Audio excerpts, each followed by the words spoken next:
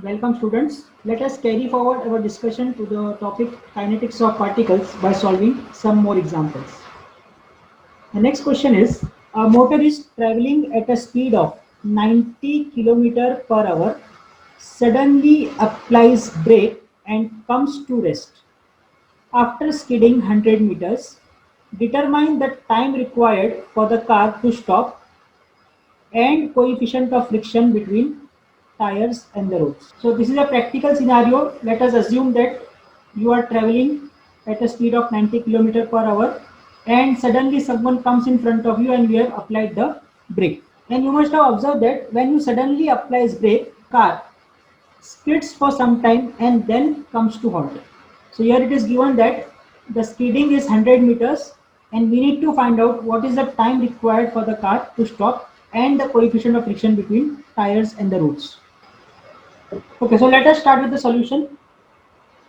We are given the question that the initial speed of the car is 90 km per hour. So I will write u is equal to 90 km per hour.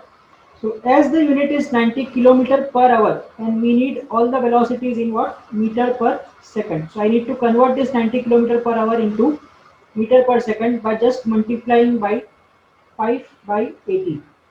So 18 into 1, 18 into 5 is 90. So 5 into 5 I will get u is equal to 25 meters per second.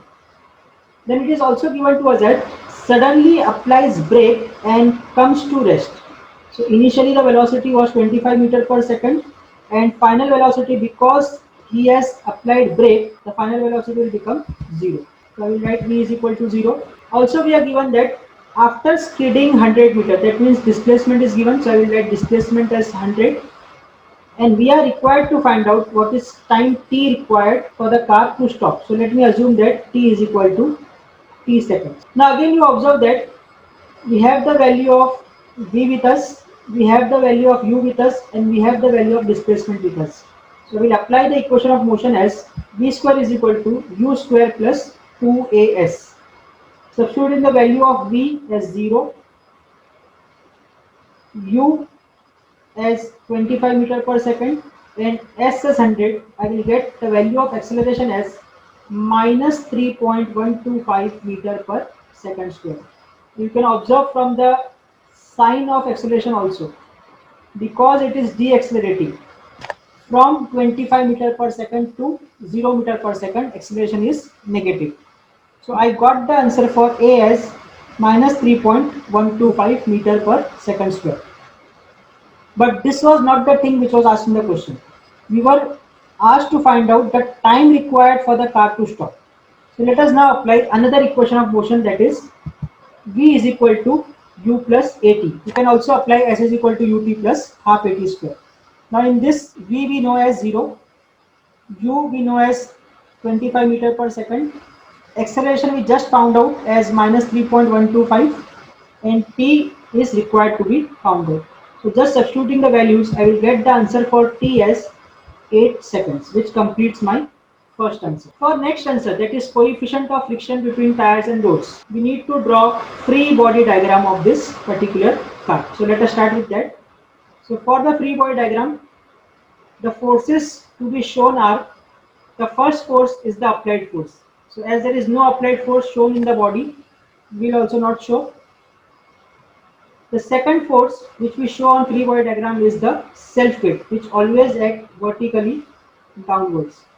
And let me consider the mass of the car as m, so it will be m multiplied by 9.81. Next, as this car is in contact with the road, there will be contact reaction from road to the car. So let this be n. The next force which we want to show is the friction force. So for friction force, let me first assume the direction of the motion. So let us assume that this car is moving towards right hand side. So as car is moving towards right hand side, the friction force will be towards left side with a value of mu multiplied by. So with this we have completed the entire free body diagram of the car. Now next step is to show the D'Alembert's force or the inertia force, which will be to opposite to the direction of acceleration. So here we have assumed that the car is moving towards right side Hence acceleration is also towards right, and because acceleration is towards right, the inertia force or the imaginary force will be towards left with a value of m multiplied by a. So with this we have completed the entire free body diagram of the body, and also we have introduced the inertia force.